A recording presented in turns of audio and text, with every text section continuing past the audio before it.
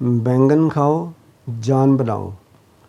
ये कुछ थोड़ा थोड़ा मैं फ़र्क दे रहा हूँ, इनके फ़वाइद में भी फ़र्क है। इनके हर मर्ज़ के लिए अलग दवाई होती है, हर मर्ज़ की अलग दवाई होती है, इसलिए मैं ये बताना चाहता हूँ, बता रहा हूँ। बैंगन खाओ जान बनाओ। बैंगन 1 पाव ले लें। तुखम भिंडी तोरी होती है, इसके दाने होते हैं, यानी कि बीज, वो 50 ग्राम लेने हैं। तुखमे सरस 15 ग्राम।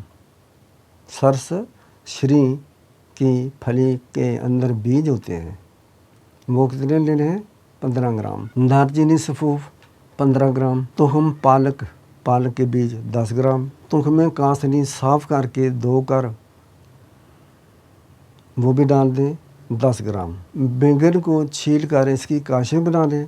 हस्बे मामूल आपने इसका सालन बनाना है। 3 किलो इसमें आपने दूध डालना है, ठीक है। जब आधा किलो रह जाए, भून कर जल कर इसको उतार ले। इसके फ़ायदे बेशुमार हैं। ये शुगरी हज़रात के लिए मैंने ये नुस्खा स्पेशल दिया है, स्पेशल आपको बता रहा हूँ, शुगरी हज़रात के लिए। उनकी पिंडियों में, हड्डियों में, आसाब में जो दर्दें होती हैं, कमज़ोरी महसूस होती है और शुगर नहीं जान छोड़ती, ये खाएं।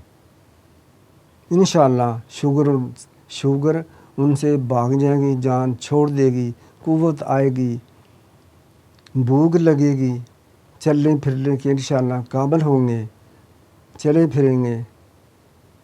अल्लाह ताला का शुक्र अदा करेंगे कि उसने बैंगन जैसी इतनी अच्छी आला चीज़ दी है, जिसमें बेहद शिफा है। इसमें इंतशार और इमसाक दोनों बेशुमार हैं।